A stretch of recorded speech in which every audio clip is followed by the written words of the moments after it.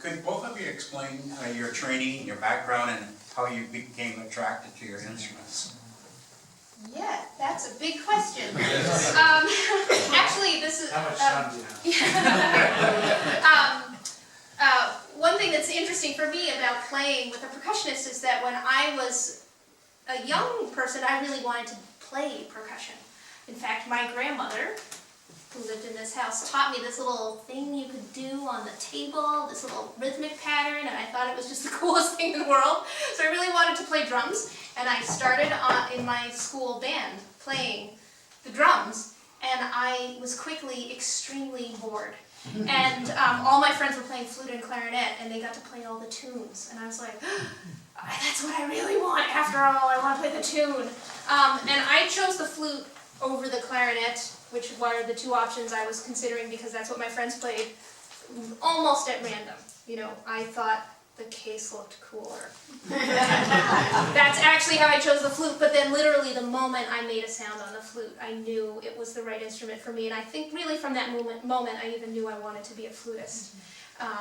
So it was a long time between then and actually playing with a percussionist professionally, but there's a certain sort of satisfaction to me of getting to have percussion in my life without having to play it myself. I took piano lessons because I was supposed to take piano lessons, and then I saw a drum set. I saw someone playing a drum set on like a cable access show, and I thought it was the coolest thing, and so cable access serves a purpose. It does, but I actually don't play drum set very much at all, but that's what got me into it, and I realized, I saw this thing, and it was just like a piano, but I could hit it harder, I realized that I was painfully mediocre at the piano, so in this I felt better about, so I just got really interested in it. Yeah, and then that's it. I always wanted to be a percussionist since I was pretty young. How did you find each other? We played in a group with him. Yeah, we played in a group called Tales and Scales that specialized in new music and new theater productions for children. So we played all new music that we memorized and performed as part of a sort of story, theatrical extravaganza.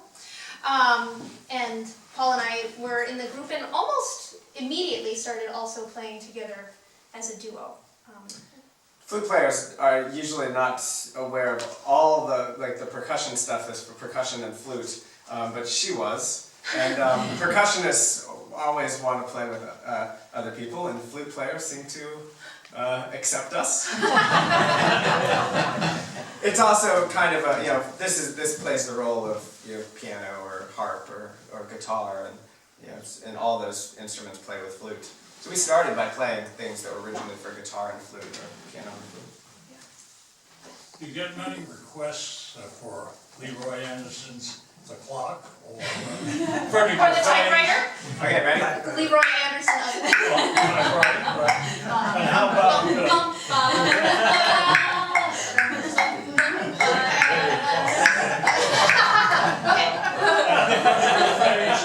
Give us another.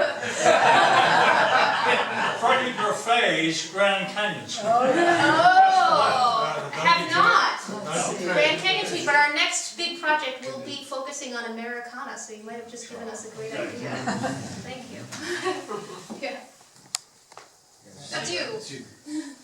I wonder when you find a piece of music you've fallen in love with it, how on earth do you go about deciding how to do this arrangement? I mean, I know that's a very complex thing, but I mean, sometimes it's really... how do you decide that it can be done, or maybe, we love this, but it really can't work for these? Sometimes it's really easy.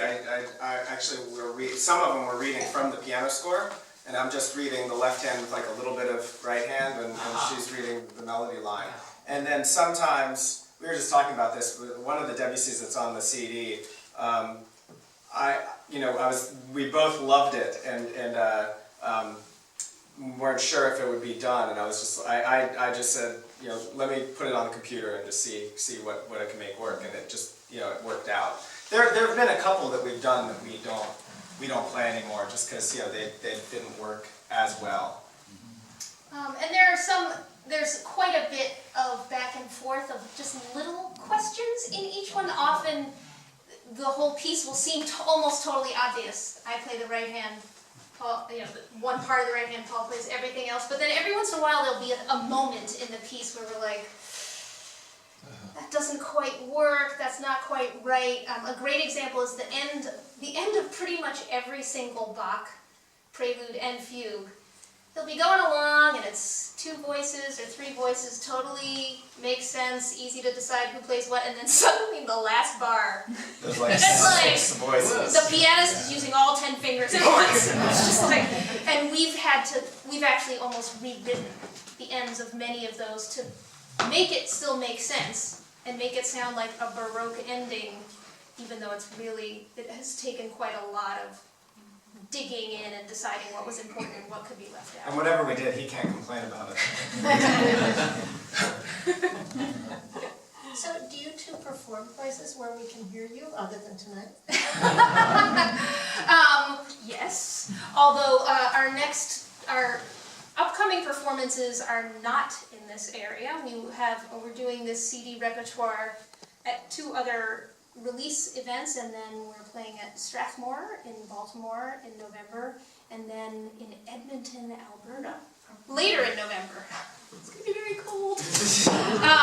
But we will certainly keep you apprised of our whereabouts, because we would love to see you all again. Are you on YouTube? We We are. are on YouTube. We're on YouTube, Website? Mm-hmm. and we have a website. It's lawlerandfadoul.com, and if you take home your coaster, as well as your CD, our website is on it, so you can find us again. Before we go on and play our final piece, and of course if you have other questions, you can come and talk to us later. We will be here. There are quite a few people who we need to thank. The CD has been a huge project, and many people besides just the 2 of us have been involved. We had a wonderful producer, a wonderful graphic designer, our 2 composers, and one person who actually had a direct stamp on the CD itself is here this evening. It's Hannah Spence. She prepared the track lists for us. She made sure that all the composer's information was correct, that it looked real, that we had all of the opus numbers and the movement numbers and everything spelled correctly, and we really couldn't have done it without her. So since she's here, can we give her a round?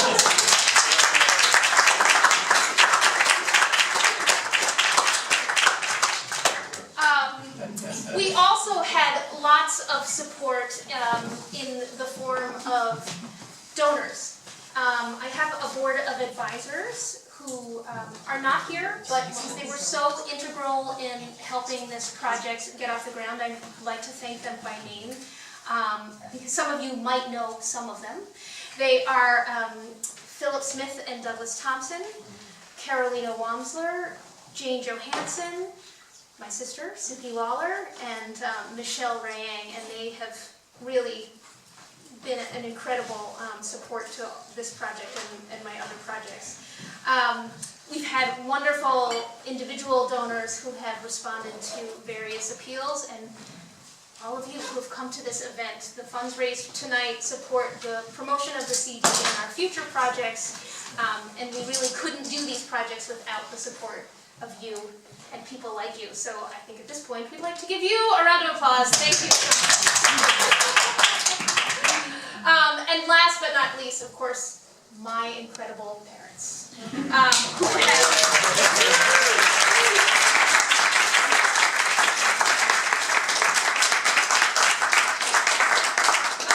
had a whole speech worked out to thank them, but I think the spontaneous applause probably says everything that needs to be said. But I will just say they are the most amazing, wonderful parents to have as a musician, and we are so grateful for you having this event for us and for everything else.